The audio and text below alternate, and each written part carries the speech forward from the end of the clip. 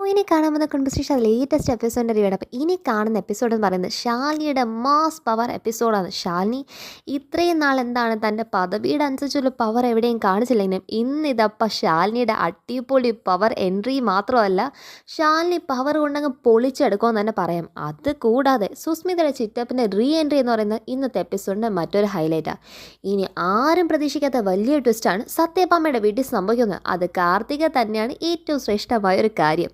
അപ്പം കാർത്തിക് സംഭവിക്കുന്ന കാര്യങ്ങൾക്ക് അറിയുന്നതിന് മുന്നേ ഈ ചാനൽ ആദ്യമായിട്ട് കാണുന്നവരാണെങ്കിൽ ചാനൽ സബ്സ്ക്രൈബ് ചെയ്യാനും ബെല്ലൈക്കൺ പ്രസ് ചെയ്യുന്നതിന് കമൻസും ഷെയർസ് ലൈക്സിന് ആരും മറക്കണ്ടോ.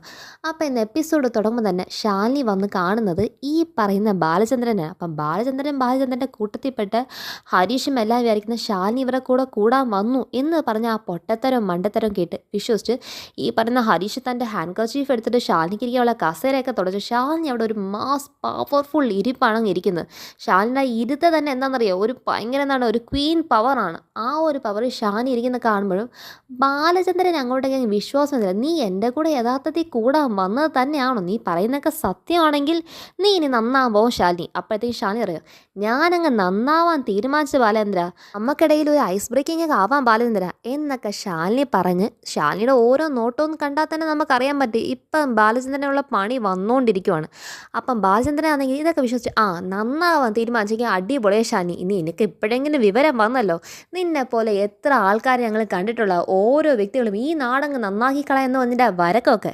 പക്ഷേ അതിനുശേഷം ഇതുപോലെ ഓരോ കുടുക്കിൽ അവർ വീഴുമ്പം അവർ മനസ്സിലാക്കത്തില്ല അവരുടെ കൂടെ ഉണ്ടായിരുന്ന എല്ലാവരും അതിന് മുന്നേ തന്നെ കര പറ്റിക്കഴിഞ്ഞ്. എന്ത് കരയാണെന്ന് ശാലിനിക്ക് മനസ്സിലായോ? അഴിമതിയുടെ കര. ആ കര എല്ലാവരും കടന്നു കഴിയുമ്പോഴായിരിക്കും നിന്നെപ്പോലെ കുറേ ആൾക്കാർ നാട് നന്നാക്കാൻ വന്നവർ അപ്പോഴായിരിക്കും നിങ്ങൾക്കുള്ള ഗുണപാഠം പഠിക്കുന്നത്.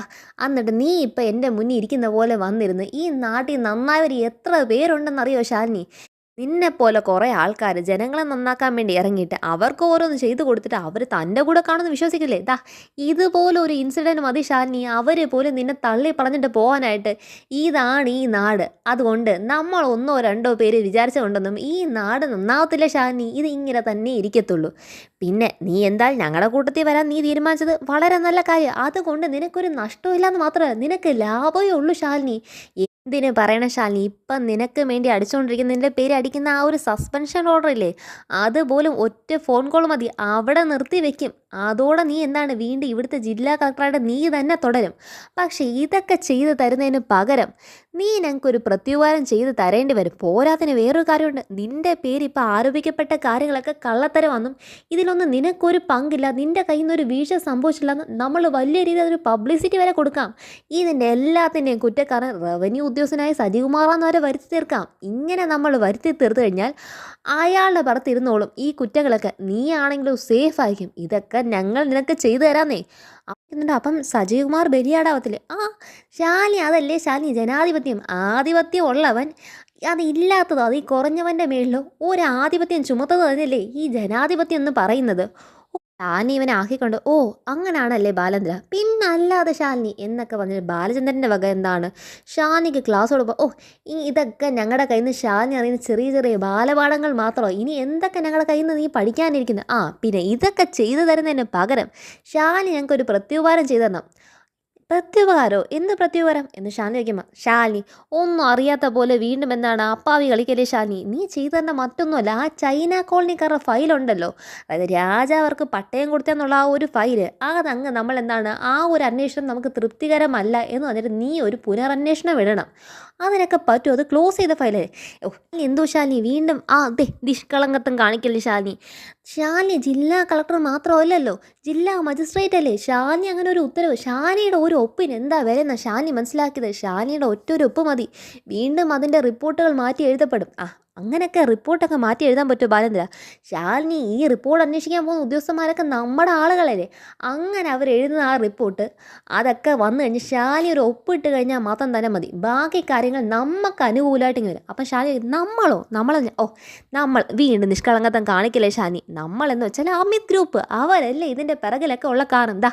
ഇപ്പം നീ എൻ്റെ മുന്നിൽ വന്നിരിക്കുന്നതിൻ്റെ കാരണം പോലെ അവരല്ലേ. അപ്പം ശാലിനി മനസ്സിലായില്ല അതെന്താന്നുള്ള കാര്യം. അപ്പോഴത്തേക്കും ശാലിനി ഇതിനകത്ത് മനസ്സിലാകാൻ കാര്യമൊന്നുമില്ല. ഈ അമിത് ഗ്രൂപ്പ് അല്ലേ ഇപ്പം തന്നെ ചൈന കോളനിയുടെ ഭൂമിക്ക് വേണ്ടിയിട്ടുള്ള പ്രശ്നത്തിനകത്തല്ലേ ഈ ചൈന കോളനിയുടെ പിള്ളേരുടെ കയ്യിൽ തന്നെ ഇതിനകത്തിനൊക്കെ കാരണമായി ശാലിനി എൻ്റെ മുന്നിൽ ഇരിക്കുന്നതിന് കാരണമായി ഭക്ഷണ കിറ്റ് ചൈന കോളനിയുടെ പിള്ളേരുടെ കയ്യിൽ എത്തിച്ച ആരുടെ ബുദ്ധിയാണ്? അതൊക്കെ അമിത് ഗ്രൂപ്പിൻ്റെ ബുദ്ധിയല്ലേ? ഈ അമിത് ഗ്രൂപ്പിൻ്റെ ആളായിട്ടല്ലേ ശാലിനി ഉണ്ടാക്കി വെച്ച ഏണിംഗ് മെമ്പർ പദ്ധതിക്ക് അത് ഈ ഹരീഷ് ഇതേണ്ട തിരികെ കയറിയിരിക്കുന്നത്. എന്നിട്ടല്ലേ ശാലിനി ഈ കരിമ്പട്ടികയെ പെട്ടിരിക്കുന്ന ആ ഒരു കമ്പനീനെ ഉൾപ്പെടുത്തി അതിൽ കൂടെ പിള്ളേർക്ക് ഈ ഏണിംഗ് മെമ്പർ പദ്ധതി കൂടെ ഉച്ചഭക്ഷണം കൂടെ കൊടുക്കാന്നുള്ള പ്ലാൻ കൊണ്ടുവന്ന തന്നെ ഈ ഒരു ബുദ്ധിക്ക് വേണ്ടിയിട്ട് തന്നെയല്ലേ? ഇതിൻ്റെ എല്ലാം പിറകെയുള്ള ചാണക്യന്മാരാരാ? അമിത് ഗ്രൂപ്പാ. അവർക്ക് വേണ്ടത് ആ ഒരു ഭൂമിയാണ്. അതിനുള്ള കാര്യം ശാലിനി ചെയ്തു കൊടുത്താൽ വെറുതെ ഒന്നുമല്ല. ഇപ്പം ശാലിനിക്ക് സംഭവിച്ച മാനക്കേട് ഉൾപ്പെടെയുള്ള എല്ലാ കാര്യത്തിനും കൂടി ചെയ്തിട്ട് നല്ലൊരു തുക ശാലിനിയുടെ കൈ കിട്ടും. സുസ്മിതയ്ക്ക് 10 കോടി വരെ കൊടുത്ത് എന്നിട്ട് ഒരു ഗുണം ഉണ്ടായില്ല. പക്ഷെ ശാലിനിയുടെ കാര്യം അങ്ങനെ. ശാലിനിക്ക് ഞാൻ പറഞ്ഞെന്ന് ശാലിനിക്ക് 20ഓ 25ഓ മേടിച്ചു തരാന്നേ. അത്രയൊക്കെ കിട്ടുമോ ബാലേന്ദ്ര? പിന്നെ ഷാനിയുടെ ഒരു ഒപ്പിൻ്റെ വില എന്താ അതുപോലും ശാലിനിക്ക് അറിയത്തില്ല. എന്തൊരു നിഷ്കളങ്ക. എന്തായാലും എനിക്ക് സന്തോഷമായി. ഈ സന്തോഷം തന്നെ അടിക്കാമെന്ന് വന്നിട്ട് ബാലചന്ദ്രൻ ഫസ്റ്റ് എന്താണ് ഒരു ഗ്ലാസ് കഴിച്ചിട്ട് അടുത്ത ഗ്ലാസും കൂടെ കഴിക്കാൻ വേണ്ടി എടുത്തിട്ട് ശാലിനി ഒന്നും വിചാരിക്കില്ല. ശാലിനി ഇതിനൊന്നും ശാലിനിക്ക് താല്പര്യമില്ലെന്നറിയാം. അതുകൊണ്ട് അങ്ങോട്ടേക്ക് ഓഫർ ചെയ്യാത്ത. അങ്ങനെയല്ല ബാലചന്ദ്ര, ഇപ്പം നിങ്ങളുടെ കൂടെ ഇത്ര കൂടിയില്ലേ, ഇനി നിങ്ങളുടെ കൂടെ ചെന്നിട്ട് ഒരെണ്ണം ആകുന്നതിന് തരില്ല. ശാലിനി എന്നാൽ നല്ലതാ. ഇവന്മാരൊക്കെ ആശാനും ഗുരുവും ഞാൻ തന്നെയാണ്. പിന്നെ ഇവന്മാർക്കൊന്നും എന്താണ് വെളിയോട് എന്ന സമയമില്ല. ഞാൻ ഒഴിച്ചു തരാം ശാലിനി. അപ്പോഴത്തേക്കും ശാലിനി പറയുന്നുണ്ട്, അല്ല ബാലചന്ദ്രൻ ഞാൻ അങ്ങോട്ടേക്ക് ഒന്ന് ഒഴിച്ചു തരേ. ശാലിനിയോ എനിക്ക് ഒഴിച്ചു തരുന്നോ എന്നിട്ട് ബാലചന്ദ്രൻ ഗ്ലാസ് നീട്ടിക്കൊണ്ടിരിക്കുമ്പോഴത്തേക്കും ശാലിനി ആ കുപ്പി മൊത്തം തുറന്നിട്ട് ബാലചന്ദ്രൻ തല വഴി അങ്ങ് ഒഴിച്ചിട്ട് ഞാൻ ഇന്ന് കത്തിക്കണം എന്ന് പറഞ്ഞിട്ട് അവിടെ ഇരിക്കുന്ന ലൈറ്റർ എടുത്ത് പിടിച്ചുകൊണ്ടിരിക്കുക. അപ്പോഴത്തേക്കും ബാലചന്ദ്രൻ എന്താണ്, അയ്യോ ഇവക്ക് ഭ്രാന്താണ് എന്ന് വന്നിരിക്കുമ്പോഴത്തേക്ക് കൂടെ നിൽക്കുന്നവർ അവന്മാർ പറഞ്ഞിട്ടില്ലേ എനിക്ക് ഭ്രാന്താണ് ബാലചന്ദ്രൻ, എനിക്ക് ഭ്രാന്താണ്. അതെ എൻ്റെ ഈ കുഞ്ഞ് കുട്ടികളുടെ എതിരെ നീ കാണിച്ച ഈ ഒരു പൊക്കത്തരം, അതും ചെറിയ പച്ച നോട്ടുകൾക്ക് വേണ്ടി നീ കാണിച്ച ഈ ഒരു ചെറ്റത്തരം ഇനി ഒന്നും വെറുതെ വിട്ടൂടെ ബാലേന്ദ്ര എന്ന് പറഞ്ഞ് ബാലചന്ദ്രൻ എന്താണ് ശാലിനിയുടെ ശാലിനി പിടിച്ചിരിക്കുമ്പോഴത്തേക്കും നമ്മുടെ അനു ഒരു മാഡം വിട് മാഡം മാഡം വിട് മാഡം എന്ന് പറയുമ്പോൾ വിട് അനു, ഇവനെ ഒന്നും ഇങ്ങനെ വിട്ടിട്ട് കാര്യമില്ല എന്നിട്ട് ബാലചന്ദ്രൻ നേരെ അങ്ങനെ എന്താണ് ശാലിനി കയർത്ത് നിൽക്കുന്ന സമയത്തും ഇതെല്ലാം ക്യാമറയ്ക്കകത്ത് പകർത്തിക്കൊണ്ടിരിക്കുക. അപ്പോഴത്തേക്കും ബാലചന്ദ്രൻ ഇപ്പോഴത്തെ കൈ ഇരുന്ന ഒരു ബോട്ടിലെടുത്ത് ശാലിനിക്ക് അടിക്കാനായിട്ട് പോകുമ്പോഴത്തേക്കും ശാലിനിനെ നോക്കിക്കൊണ്ട് എന്താണ് എല്ലാ പത്രക്കാരും കൂടെ ഇടിച്ച് കയറി വരുവാണ്. അപ്പോഴത്തേക്കും എന്താണ് ബാലചന്ദ്രൻ അവിടെ സീൻ മാറ്റിയിട്ട് ഓടിവായോ, കണ്ടില്ലേ ഇവക്ക് തന്നെ മുഴു ഭ്രാന്താണ്, ഇവൾ കാണിക്കുന്ന കാര്യം കണ്ടില്ലേ? നിങ്ങളുടെ മുന്നിൽ വെച്ച് തന്നെയാണ് ഒരു പൊതുപ്രവർത്തകൻ എന്ന രീതി എൻ്റെ അവസാനം നിങ്ങളുടെ മുന്നിൽ തന്നെ ആവണമെന്നാണ് എൻ്റെ ഏറ്റവും വലിയ ആഗ്രഹം. സാരമില്ല അവൾക്ക് ഈ കുട്ടികളോടൊന്നും ചെയ്തിട്ടൊന്നും മതി, അല്ലെങ്കിൽ അവൾ എന്നെ അങ്ങനെ എന്താണെന്ന് വെച്ചാൽ ചെയ്തോട്ടെ എന്നൊക്കെ പറയുമ്പോഴത്തേക്ക് ലാസ്റ്റ് ബാലചന്ദ്രൻ്റെ ഈ അവയം കണ്ടിട്ട് പത്രക്കാരൊക്കെ ഷാനിയോട് എന്താണ് ക്വസ്റ്റ്യൻ ചെയ്യാൻ വേണ്ടി തുടങ്ങുമ്പോഴത്തേക്കും ബാലചന്ദ്രനാണ് ഇതിനെല്ലാം ഉത്തരം പറയുന്നത്. ആ സമയത്താണ് സുസ്മിതയുടെ ചിറ്റപ്പൻ്റെ റീ എൻട്രി. മാഡം ഞങ്ങളുടെ കൂടെ വന്നേ പറ്റത്തുള്ളൂ. ബാലചന്ദ്രൻ ഒരു പൊതുപ്രവർത്തകനാണ്, അങ്ങനെയൊക്കെ ഇതേണ്ട ഇങ്ങനെ അതിക്രമിക്കാൻ നിന്നതിന് മാഡം ഇനി ആരൊക്കെയാണെന്ന് പറഞ്ഞാലും എനിക്ക് മാഡത്തിനെ കൊണ്ടുപോയേ പറ്റത്തുള്ളൂ. അപ്പോഴത്തേക്ക് എന്താണ് ശാലിനി പറയുന്നു, ചന്ദ്രബോസെ അവിടെ അടങ്ങി നിൽക്കേ, എനിക്ക് ഇതുവരെ സസ്പെൻഷൻ ഓർഡർ കൈ വന്നിട്ടില്ല, ഞാൻ തന്നെയാണ് ഇപ്പോഴും ഇവിടുത്തെ ജില്ലാ കളക്ടർ, അതുകൊണ്ട് ചന്ദ്രബോസ് ഒരു സ്വല്പം നേരം കൂടെ ഇവിടെ നിൽക്കുന്നതിന് ശാലിനി നേരെ വിളിക്കുന്ന സീ ന്യൂസിൻ്റെ ആ ലൈവ് പോകുന്ന ആ ഒരു പത്രക്കാരെ എടുത്തുകൊണ്ടിരിക്കുന്നതിൽ അവരെ വിളിക്കുകയാണ്. എന്നിട്ട് കാണിച്ചു കൊടുക്കുകയാണ്, നിങ്ങൾ വരുന്നതിന് മുന്നേ ഇവിടെ ബാലചന്ദ്രൻ സംസാരിച്ച എല്ലാവിധ കാര്യങ്ങളും ഇപ്പോൾ ജനങ്ങൾ ലൈവായിട്ട് TV കണ്ടുകൊണ്ടിരിക്കുക, അതിൻ്റെ കാര്യം കൂടെ പ്ലേ ചെയ്യുമ്പോഴത്തേക്കും ഈ പറഞ്ഞ സുസ്മിതയുടെ ചിറ്റപ്പൻ അവിടെ ചന്ദ്രബോസ് ചിറ്റപ്പനും അതുപോലെ ബാലചന്ദ്രൻ താൻ പറഞ്ഞ ഓരോരോ എണ്ണി പറഞ്ഞ കഥകളുണ്ടല്ലോ, ഇതെല്ലാം കേട്ട് ബാലചന്ദ്രൻ സ്റ്റംപ് അടിച്ച് നിൽക്കുവാണ്. ശാലിനിയെ പിടികൂടാൻ വന്ന ചിറ്റപ്പൻ ലാസ്റ്റ് കൊണ്ടുപോകുന്നത് ബാലചന്ദ്രനെയാണ് തൂക്കി എടുത്തുകൊണ്ട് പോകുന്നത്. കാരണം അതുകൊണ്ട് ശാലിനിയുടെ ഓടേണ്ട ആ ഒരു പവർ അവിടെ കണ്ട് ചിറ്റപ്പനും ബാലചന്ദ്രനൊക്കെ പ്രതീക്ഷ സീൻ അങ്ങ് തകിടം പറഞ്ഞ് ശാലിനി വീണ്ടും ഹീറോയിസം തന്നെ അവിടുത്തെ.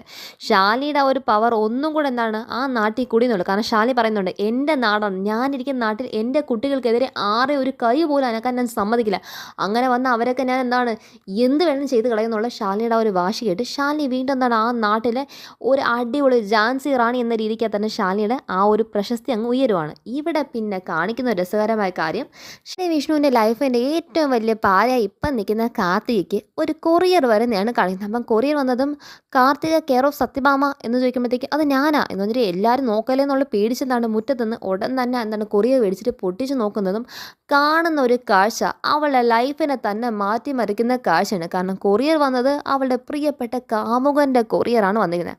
അപ്പോൾ ഇതിൻ്റെ ഡീറ്റെയിൽസ് എന്ന് പറയുന്നതും ഇനി സംഭവിക്കാനുള്ള രസകരമായ കാര്യം, ഇനി അങ്ങോട്ടേക്ക് വിഷ്ണു ശാലിനി റൊമാൻസിൻ്റെ ഏറ്റവും അടിപൊളി മൊമെൻ്റാണ്.